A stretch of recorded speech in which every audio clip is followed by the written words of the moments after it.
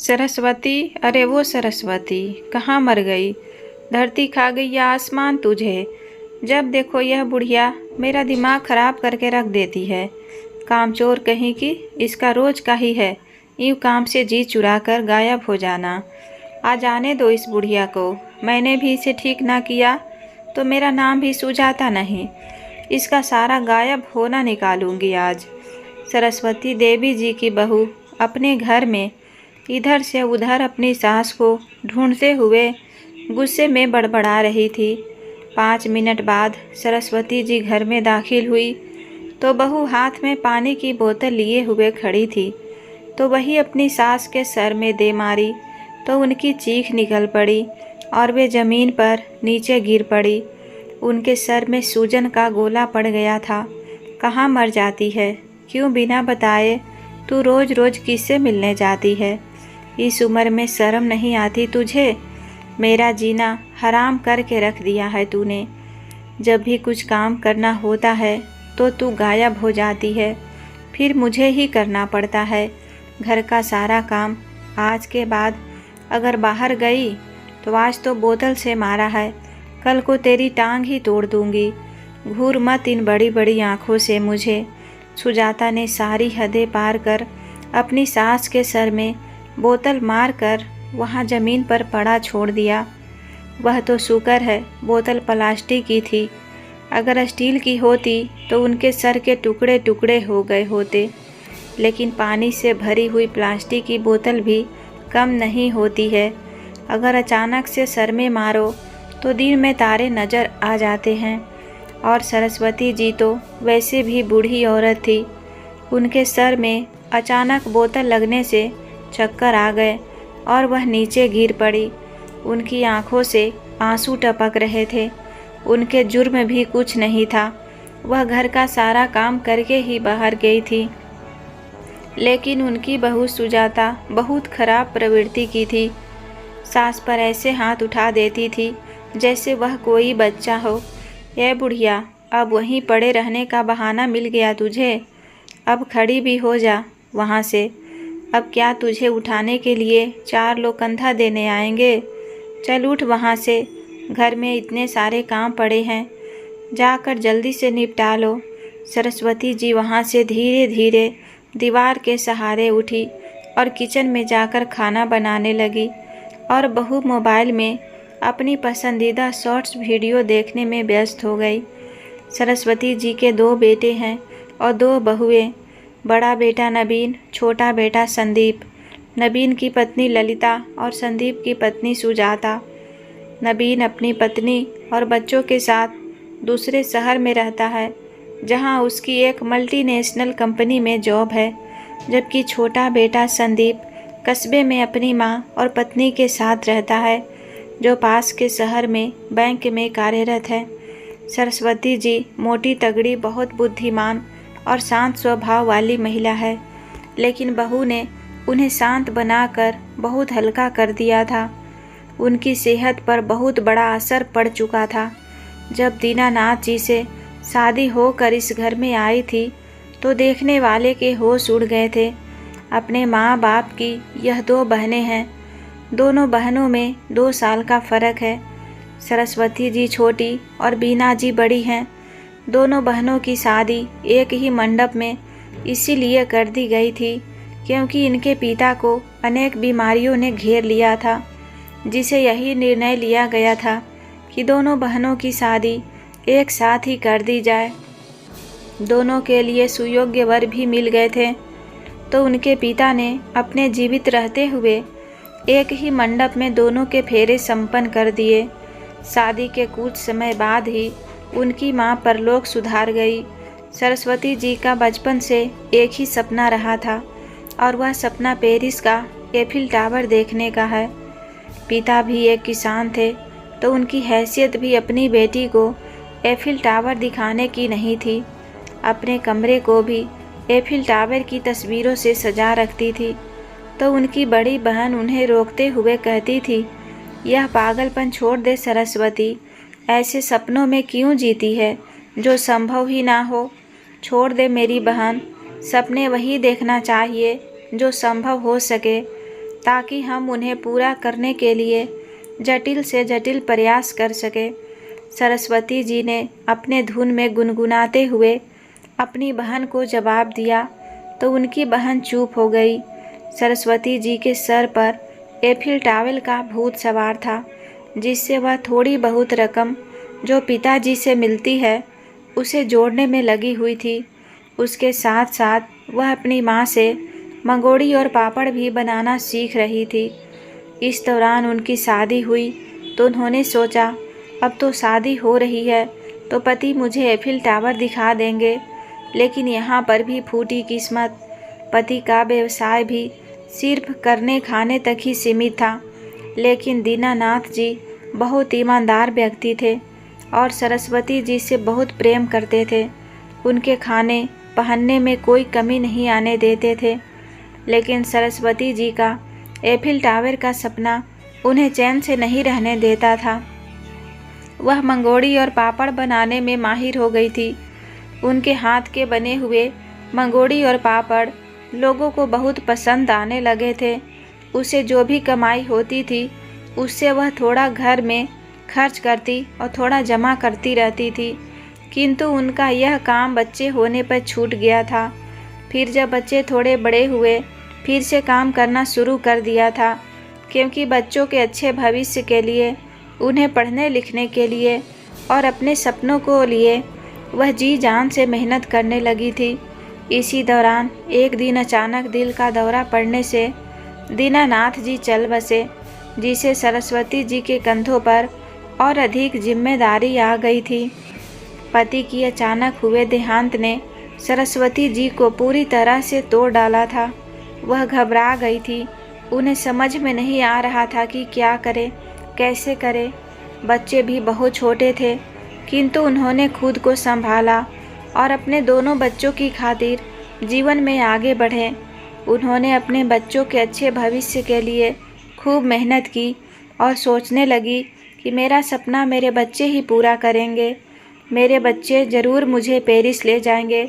इसी सोच के साथ में पूरी लगन से मेहनत करती रही और अपने बच्चों को अच्छे स्कूल कॉलेज से शिक्षा प्राप्त कराई, जिससे उन्हें नौकरी के अच्छे ऑफर प्राप्त हुए। लेकिन माँ का यह सपना सपना ही बनकर रह गया कि मेरे बेटे मेरे सपना पूरा करेंगे। जैसे ही बेटों की नौकरी लगी तो बेटे बहुत अधिक व्यस्त रहने लगे। नवीन भी अपनी पसंद की लड़की से शादी कर शहर में बस गया, जो कभी कभी माँ से मिलने के लिए आया करता। और संदीप ने भी अपनी मर्जी से शादी की, जिसकी पत्नी सुजाता सास के साथ एक ही घर में रहती है।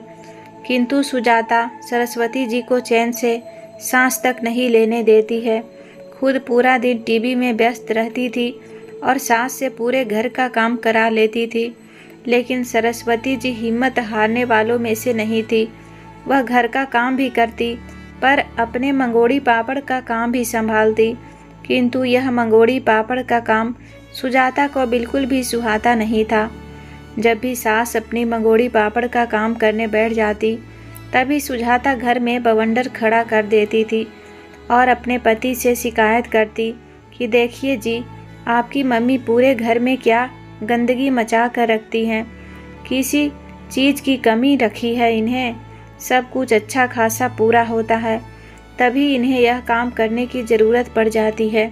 तो संदीप भी अपनी पत्नी की बातों में आकर माँ को धमकाता है, माँ क्या ज़रूरत है आपको यह सब करने की, क्या आपकी ज़रूरतें हम पूरी नहीं करते?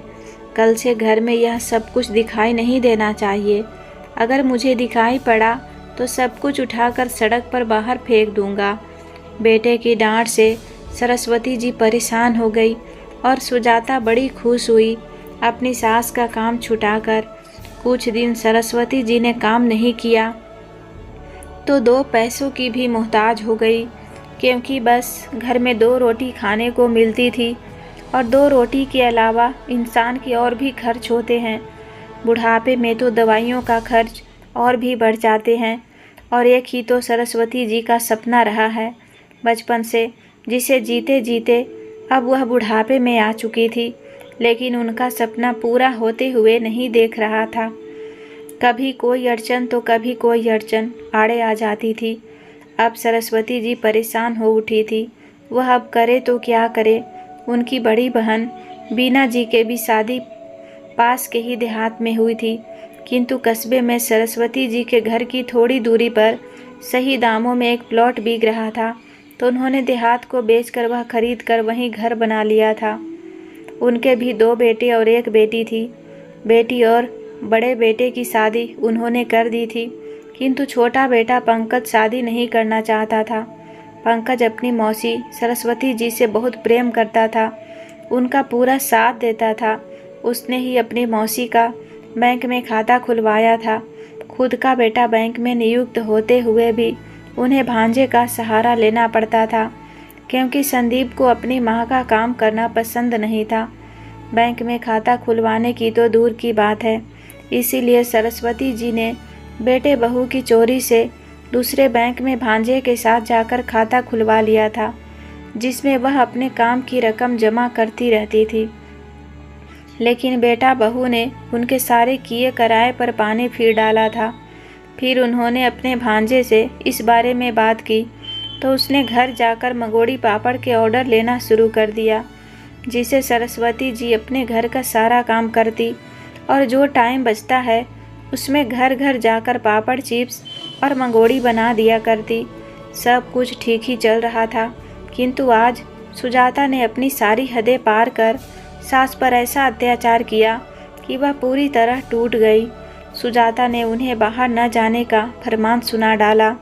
रात में पति को सुजाता ने सब कुछ बता दिया कि मम्मी जी रोज़ बाहर जाती है, पर घंटों तक गायब रहती हैं।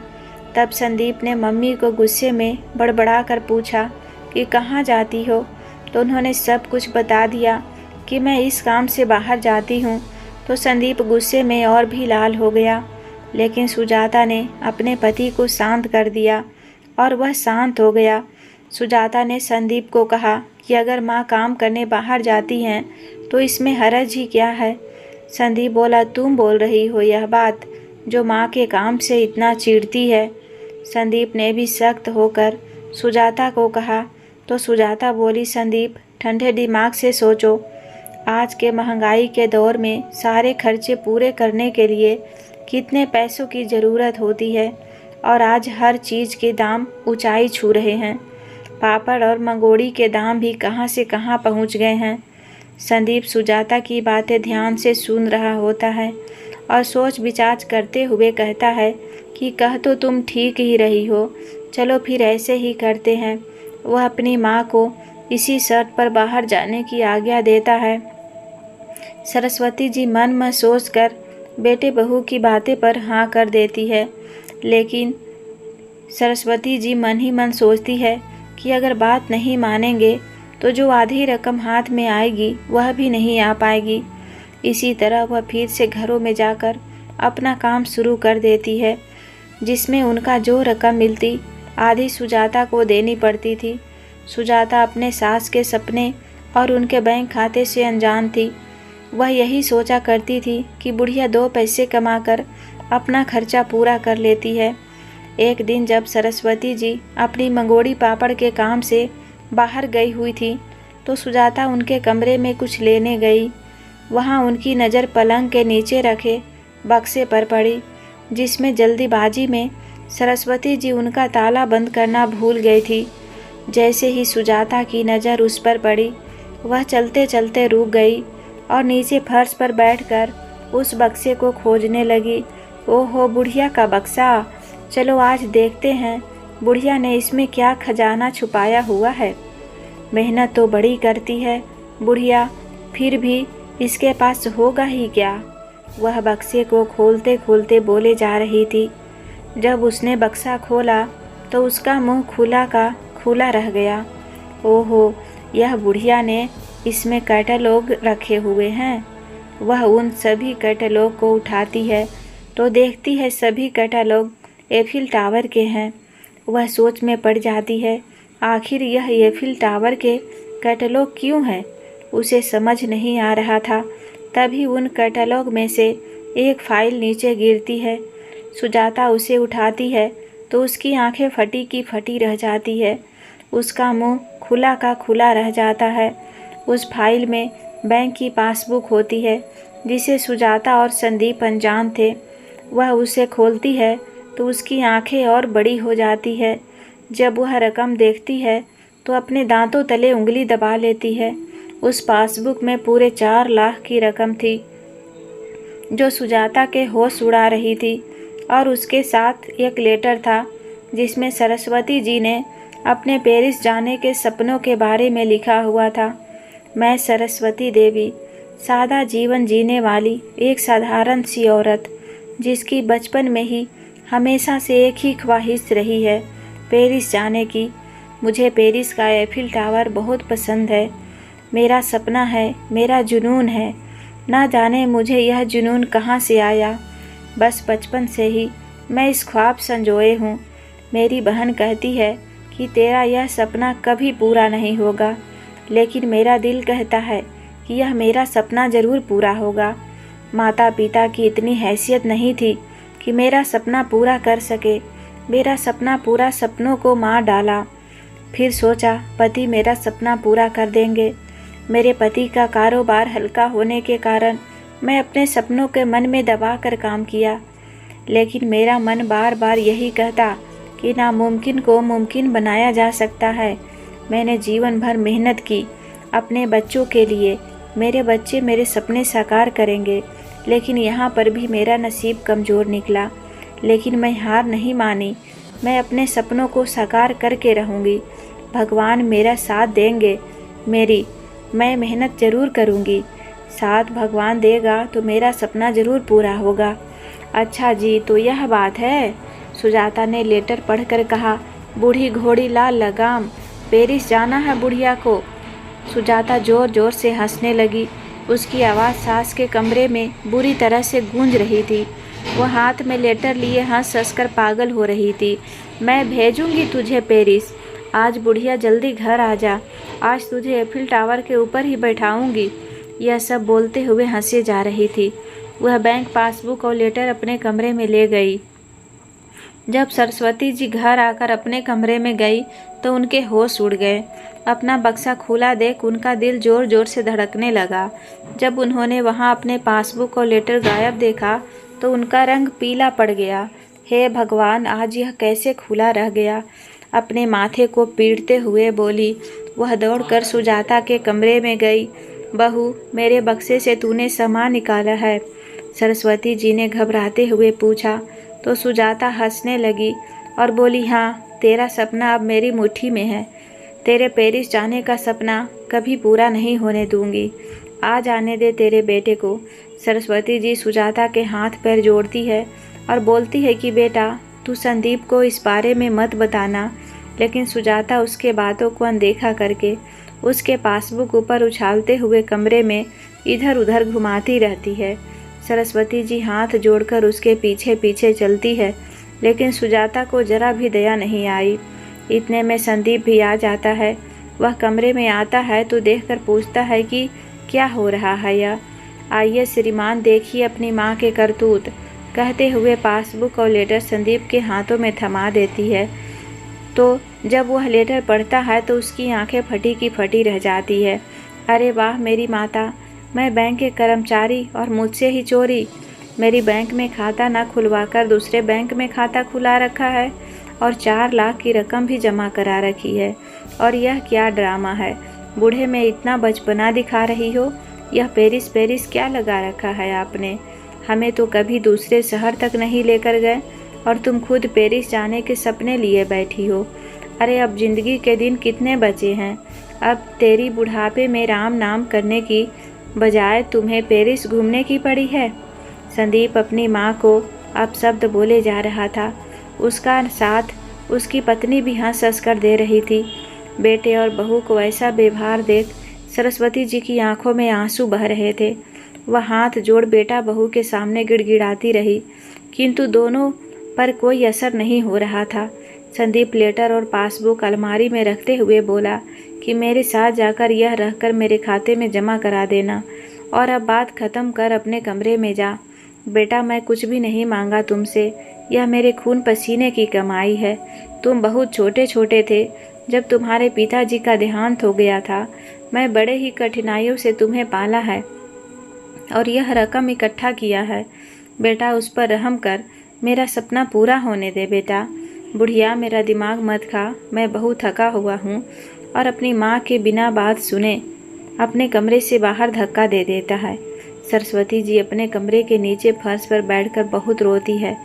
वह अपने पति की फ़ोटो को उठाती है और उससे लिपट लिपट कर फूट फूट कर रोती है। आप क्यों अकेला कर गए मुझे? मैं कहाँ जाऊँ, क्या करूँ? मेरा सपना कभी पूरा नहीं होगा। मेरी बहन ठीक कहती थी, मैं ही पागल थी। किसी सपने को लेकर अब मैं आपके पास आना चाहती हूँ। अब भगवान मेरी रक्षा करे या मुझे ऊपर बुला ले। भगवान, मुझे अब सहन नहीं होता। फिर रोते रोते बेहोश हो जाती है। जब होश आता है तो रात के 4 बज रहे होते हैं। वह सोचती है कि मुझे कमज़ोर नहीं पड़ना है, मैं फिर से कोशिश करूँगी। वह सुबह होने का इंतज़ार करती है। सुबह होते ही नवीन को फ़ोन करती है और सारी बातें बता देती है, किंतु नवीन पूरी बात सुने बिना ही यह कह के टाल देता है कि संदीप ठीक ही तो कह रहा है, इस उम्र में अब क्या करेंगी यह सब करके, और फ़ोन रख देता है। सरस्वती जी को अपने दोनों बेटे से ऐसी उम्मीद नहीं थी। उसके दिल पर गहरा सदमा पहुंचता है। वह कुछ देर सोचती रहती है और बेटा बहू के ताने के पहले ही अपने बहन के घर पहुंच जाती है और सारी बातें बता देती है। उसकी बहन और भांजा उन्हें सांत्वना देते हैं और पहले उन्हें नाश्ता पानी खिलाते हैं। नाश्ता पानी करने के बाद सरस्वती जी भांजे के साथ महिला सुरक्षा आयोग पहुंच जाती है। उधर बेटा बहू जब जागते हैं तो घर में ना पाकर चौंक जाते हैं। वह तुरंत बीना जी के यहाँ जाते हैं, किंतु सरस्वती जी वहाँ से पहले ही निकल चुकी होती है। सरस्वती जी महिला आयोग पहुँचती है और अपने साथ हुए अत्याचार की गुहार लगाती है। वह उनके साथ हुए अत्याचार को ध्यानपूर्वक सुना जाता है और इस बात पर जल्द से जल्द कार्रवाई का आश्वासन दिया जाता है। महिला आयोग की कुछ महिलाएं उन्हें अपने साथ लेकर उनके घर पहुंचती है। बेटा बहू पहले से ही डरे हुए अपनी मां का इंतजार कर रहे थे। साथ में महिला आयोग की टीम को देखा तो सबके चेहरे सफ़ेद पड़ गए। उन्होंने अपने बेटे बहू को फटकार लगाए, जिससे सरस्वती जी में और साहस आ जाता है और कहती है कि यह घर भी मेरे पति और मेरा है। मेरे घर पर भी इसका कोई अधिकार नहीं है। मेरे दोनों बेटों को मैंने अपने घर से बेदखल करना चाहती हूँ। महिला आयोग की टीम उसके इस बात के बीच सराहना करती है। उनके घर में पेपर तैयार किए जाते हैं और शहर वाला बेटा बहू को भी बुलाया जाता है। यह सारी प्रक्रिया में 1 हफ्ता लग जाता है। नवीन और पिंकी भी घर पहुंच जाते हैं। उस 1 हफ्ते के बीच सरस्वती जी ने अपने घर न रहकर अपनी बहन के घर रहती है। उनका कहना था कि उनको अपने घर से निकाल कर ही मैं अपने घर में प्रवेश करूंगी। अजय भी इन सब में उनका पूरा साथ देता है। बेटे बहुए बीना जी के घर आकर ही अपने माँ से माफ़ी मांगते हैं, लेकिन वह उन्हें माफ़ नहीं करती। तुम दोनों से मुझे यह उम्मीद नहीं थी। आज मुझे कैसा दिन देखना पड़ रहा है कि मुझे यह सब करना पड़ रहा है। अरे हमने तुम्हारे लिए क्या बुरा किया? यही ना कि तुम्हें 9 महीने कोख में रखा, तुम्हें जन्म देने की पीड़ा सही, फिर पति के जाने की पीड़ा सही, फिर तुम्हें अकेले पालने पोसने की पीड़ा सही। तुम अपनी माँ के बलिदानों को कैसे भूल गए? मैं अकेली औरत ने तुम दोनों भाइयों को मेहनत करके पढ़ाया लिखाया, इस काबिल बनाया। क्या यही दिन देखने के लिए? मैं चाहती तो तुम्हें मजदूरी पर भी लगा सकती थी, लेकिन मैंने ऐसा नहीं किया। दिन रात मेहनत करके बैंक और कंपनी में नौकरी लगवाई। क्या इसी दिन के लिए तुम अपनी माँ पर इतने अत्याचार करे? शिक्षित होकर भी जलील निकले तुम तो। मैं अकेले ही तुम्हारे सारे सपने को पूरा किए और तुम 2 होकर मेरा एक सपना पूरा करना तो दूर, मेरे खुद के जमा रकम से मेरा सपना पूरा करने में भी बाधा डाल रहे हो, उससे भी छीनना चाहते हो। आगे बढ़कर जैसे ही दोनों भाइयों ने मम्मी से कहा तो सरस्वती जी ने एक एक थप्पड़ दोनों के गाल पर जड़ दिए। सुजाता और ललिता ने भी अपने कान पकड़ लिए। दूर रहो मुझसे, यह मत समझना कि अब घर के लालच में तुम मुझे मना लोगे। तुम अब सब मेरे दिल से निकल चुके हो। अब मैं अपना फैसला नहीं बदलूंगी। अब मेरा फैसला अटल है। तुम लोग जा सकते हो। अपनी माँ को ऐसा रुद्र रूप देखकर सब घबरा गए, क्योंकि एक नारी जब अपनी पर आ जाए तो सब पर भारी पड़ जाती है। और फिर सरस्वती जी के साथ महिला सुरक्षा आयोग भी थी, तो उसे बस सब चुपचाप वहाँ से निकल रहे थे। तभी सरस्वती जी ने कहा, रुको। सब बहुत खुश हो गए, शायद माँ ने अपना फैसला बदल लिया। माँ आगे बढ़ी और खींचकर 3-4 थप्पड़ सुजाता के गाल पर जड़ दिए। सुजाता चिल्ला उठी, बोली, यह काम अधूरा था मेरा, इसे पूरा किए बिना तुम सबको कैसे जाने देती मैं। सरस्वती जी ने दांत भींचते हुए कहा। सरस्वती जी का ऐसा गुस्सा देखकर सब लोग बुरी तरह से डर गए। सुजाता रोते हुए घर से बाहर निकल गई। सब उसके पीछे पीछे चल पड़े। पेपर वर्क भी पूरा हो चुका था, जिसे सरस्वती जी ने अपने दोनों बेटे को अपनी प्रॉपर्टी से बेदखल कर दिया और 1-1 लाख की पेनल्टी अपनी मां पर अत्याचार के कारण दोनों बेटे को देने पड़ी, जिससे अब उनके नाम उनके पास 6 लाख की रकम हो चुकी थी। अब बेटा बहू को उनका घर से निकालकर उनका घर भी खाली कर दिया गया, जिसमें सरस्वती जी ने अपने भांजे अजय के साथ रहने लगी। वह अजय के साथ ही पेरिस जाना चाहती थी, तो दोनों ने अपनी पेरिस जाने की सारी प्रक्रियाएं पूरी कर ली, सारी व्यवस्था कर ली थी। पूरे 1 महीने बाद सरस्वती जी और अजय फिर पेरिस निकल पड़े। आज मेरा सपना साकार होने जा रहा है। मेरे बचपन का सपना आज 62 साल में पूरा होने जा रहा है। मैं आसमान की ऊंचाइयों में हूँ। यह सब सरस्वती जी हवाई जहाज़ में बैठी बैठी सोच रही थी। जब एफिल टावर के पास पहुँची तो उनकी आंखों में दुख और खुशी दोनों के आंसू थे। जाने किस किस तरह से मैं आज यहाँ खड़ी हूँ, और खुशी इस बात की है कि आज मेरा सपना साकार हो गया। भगवान, तूने मेरा साथ दिया, मैं तेरा शुक्रिया अदा करती हूँ। वह एफिल टावर को अपने बूढ़ी आंखों से निहारती रहे और खुश होती रही। इस कहानी से हमें यह सीख मिलती है कि सपने छोटे हो या बड़े, बच्चा देखे या बूढ़े, उनका पूरा करने का हौसला इंसान को खुद ही जुटाना पड़ता है। सपना पूरे करने की कोई उम्र नहीं होती, बस जब भी मौका मिले कर सकते हैं, लेकिन माँ बाप के सपने उन्हें खुद ही पूरा करने होते हैं। दोस्तों, सरस्वती जी ने जो सपना देखा था उसका पूरा करने के लिए उन्होंने जो कदम उठाया वह सही था या गलत, अपनी राय हमें कमेंट बॉक्स में ज़रूर बताइएगा। और कहानी पसंद आए तो वीडियो को लाइक, शेयर, सब्सक्राइब करना ना भूलिएगा। धन्यवाद।